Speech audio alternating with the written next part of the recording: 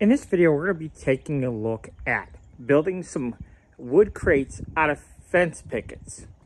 Now, this is a more traditional style crate. You see these everywhere, and while they're certainly functional, look at all the pieces of wood that it takes to build that crate. It takes a lot of pieces of wood. And this crate here was all done out of fence pickets. That's what we're going to be building today. It's a very sturdy crate. It'll hold a lot of weight, and they're very inexpensive to build, but they go together very, very quickly. And, you know, especially when, you know, for my purpose, I'm building crates for the purpose of selling them. So I need to be able to build them quickly and affordably in order to sell them at an affordable price as well. So this is the style crate that we're going to be focusing on today, and I think it's a really good looking crate when it's finished. Like I said, it's plenty sturdy. It'll hold some weight, and the crate itself, the thing I like about this crate, the crate itself is not terribly heavy. Now this crate was kind of styled after a true antique crate.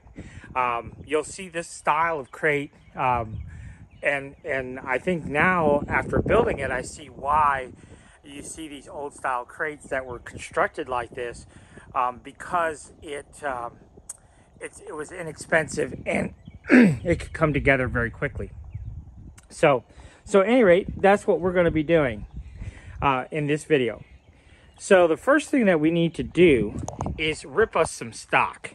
So these right here are 1.5 inches wide. Now our fence picket that we're using is 5/8 of an inch thick. So these are 1.5 inches wide. So we're going to take a fence picket and rip us some 1.5 inch wide strips. Now you can see over here, I do a lot of projects with fence pickets. So I wind up with a lot of little pieces of fence picket. So I'll take these little pieces of fence picket and rip them down to 1.5 inches wide and make up these pieces right here. Now this particular crate is 16 inches wide overall, and the height is 12 inches, and it's 10 inches deep. So on the end here, these pieces that we need right here are 10 inches. We need 2 of them, and then we need 2 9-inch pieces. Then we add the 1.5 inches and 1.5 inches, and that's where we get 12. So the 12-inch dimension truly is on the inside. So these are 12 inches. And then on the inside going this way is about, probably 14.5 or so, something like that. Okay? So at any rate, first step is to cut us some 10-inch pieces and some 9-inch pieces out 1.5 inches wide.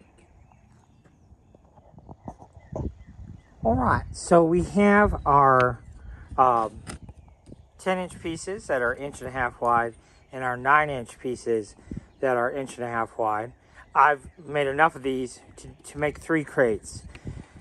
So we need, for each crate, I guess I don't have enough for 3. I don't know what I was thinking. For each crate side, we need 2 10-inch pieces, and then we need 2 9-inch pieces. Okay, I should point out we do have plans available on our Facebook store for these crates. I don't know that you necessarily need the plans, but plans are available, and we do include several different sizes of crates, the dimensions and things that you might find useful as well. So let's talk about some dimensions. So we've got our 10 and 9-inch pieces.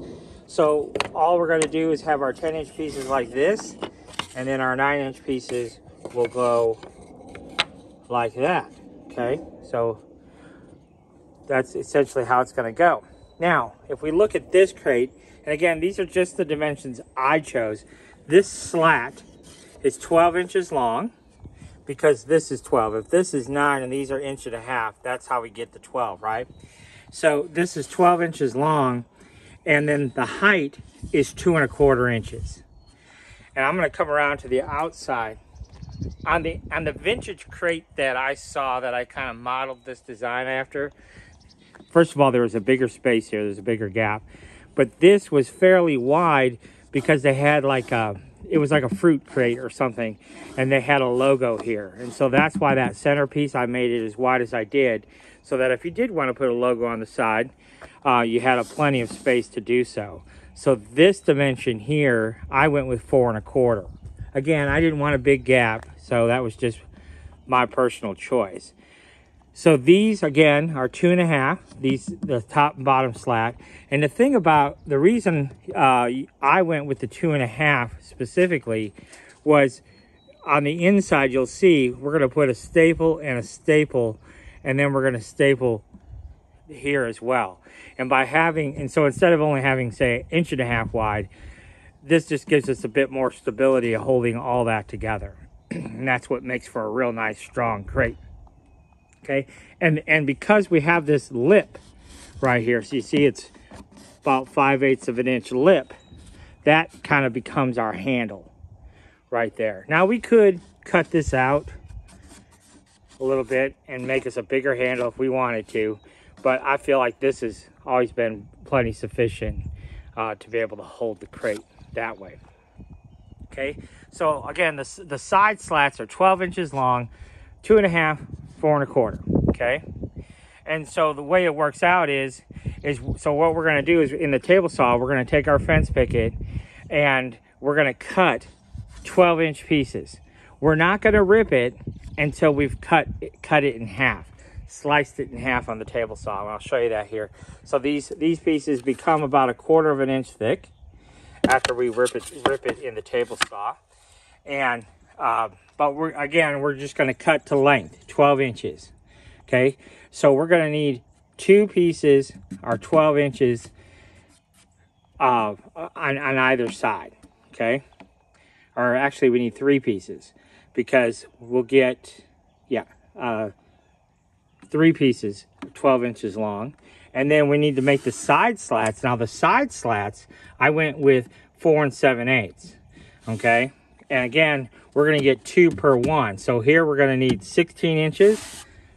Here we're going to need 16 inches, 2 of them. And then on the back for our bottom, we use 2. And then there's a smaller one in the middle. So we need 2 pieces of 16-inch material here. 1 here, 1 here. Okay, so we need 3 pieces of fence material cut to 16 inches long. And then we need 3 pieces of fence material cut to 12 inches long. Okay, so we'll get that cut up, and then we'll kind of move on to the next step. All right, so we have our 3 pieces of 16-inch fence picket cut, and then we have, I went ahead and cut 4 of the 12-inch. Now what we need to do is we need to rip these in half over here on our table saw. Now, this is a pretty straightforward process. First thing I'm going to do is I'm going to raise my blade on my table saw as high as it'll go. And I want to show you a couple of things. So, the board's got to go through this way. So you can see I'm able to rip this right in half. My hand is going to be up here pushing the board through, so I'm not really anywhere near my blade, but my blade off the base of the table saw here to the height of my blade is roughly 3 inches. It's a little bit more. It's like 3 1/8. So the point being, as long as this blade is taller than say 2 5/8, I can cut half of it, and then we're just going to flip it end for end and run it through again, and then that will give us our 2 halves. So it's pretty straightforward to do, but you know, I've been using a table saw for a lot of years. So, you know, you do want to be careful, obviously, when your hand is near the blade. But in this case, we're just going to be pushing it up top here. So it's not really near the blade. And, of course, it'll be kind of like that. Now, you're only going to have 1/4 inch between your finger and the blade. But that's plenty because, you know, the blade's not going to poke through the side or anything like that. Just pay attention to what you're doing, and we'll be able to rip these in half really, really easily. Of course, fence picket material is real soft, so it rips through really very, very quickly and easily to cut all these in half. So I'm gonna go ahead and get those cut in half.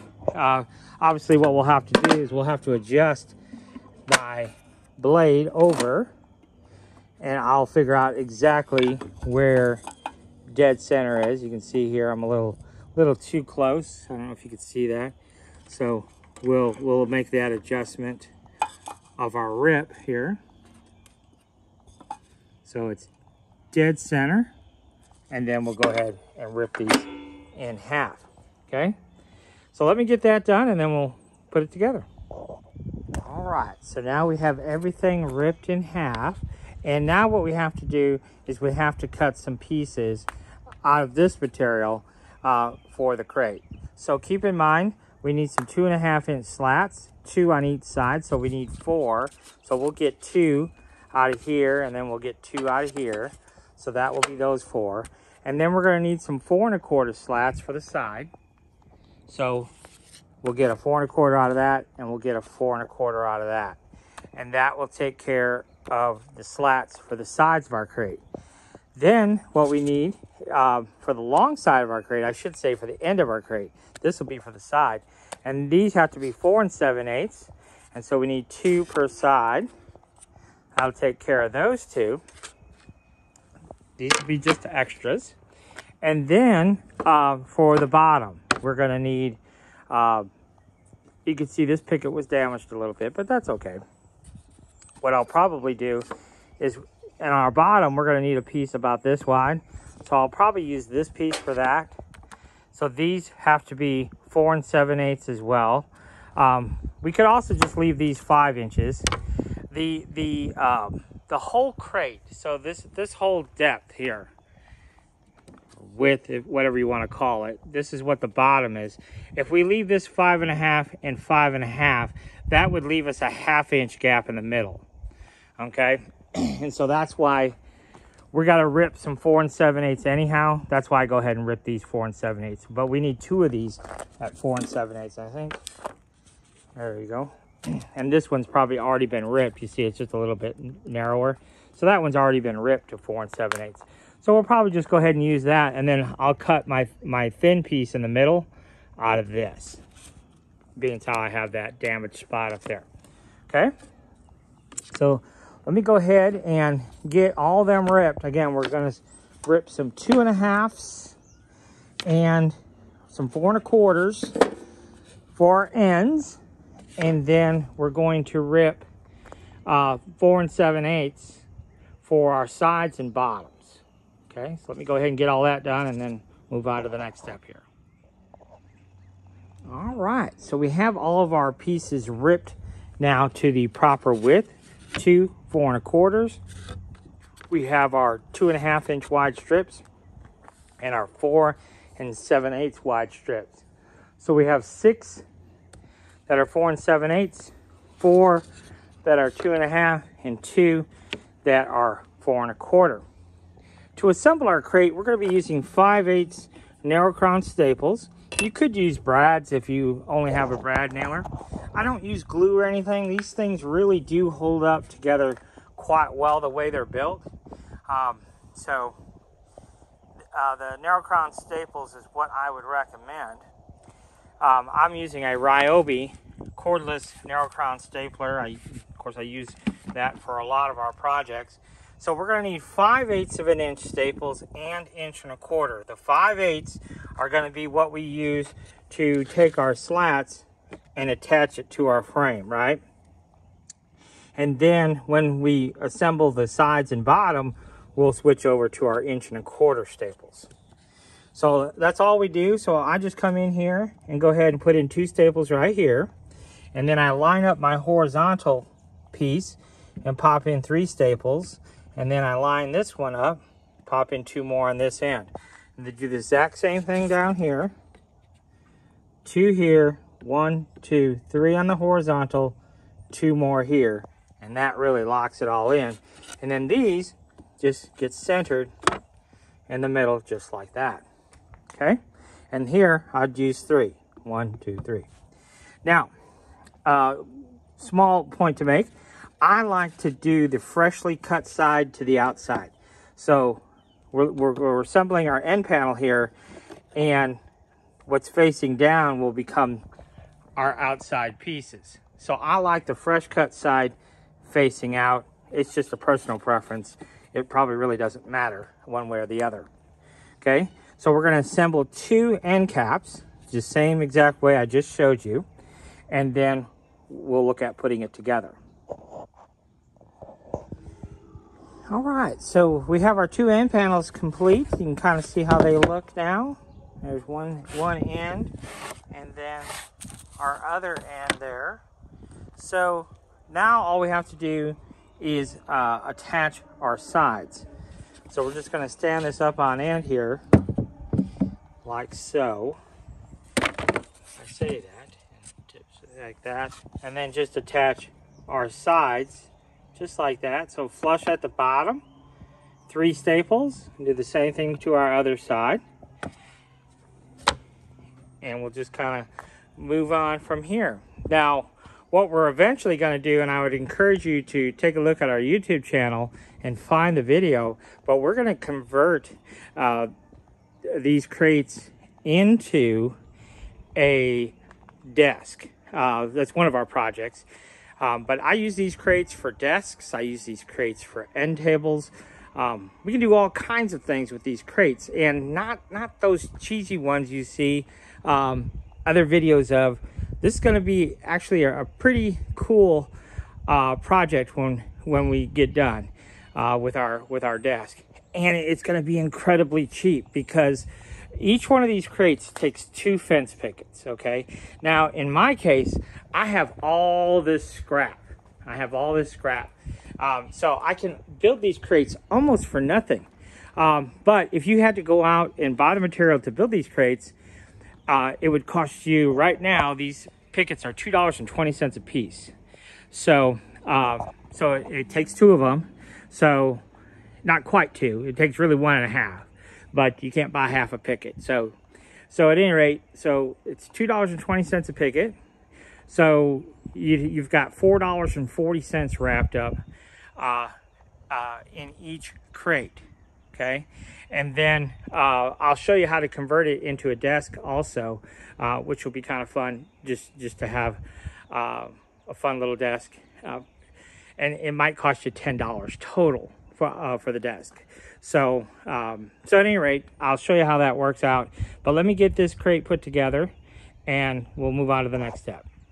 All right, so now we have all of our pieces in place for our sides. You can see we just used 3 staples per side, and on the bottom here, again, 3 staples per side, but we have this space. So I will take our damaged board here and just kind of set it in place, and then I'll grab my pencil and I'll just eyeball. It doesn't have to be real precise, and we'll just rip that down to fit in that center hole, and then our crate will be complete. So let me go ahead, get that ripped down, and we'll go from there. So now you can see that is complete. Our crate is all done now. So it is ready to go. So we could do all kinds of things with these crates. We've done all kinds. We can build desks, we can build end tables, we can build bookshelves. We've done all kinds of various different things with these crates. And of course, they're just good looking crates too. So at any rate, that's it for this one. I hope you enjoyed the process.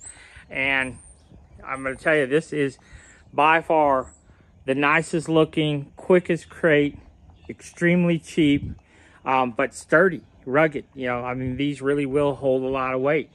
And so don't have to be concerned about that. But in fact, I made a mistake, and I had to, the staples held.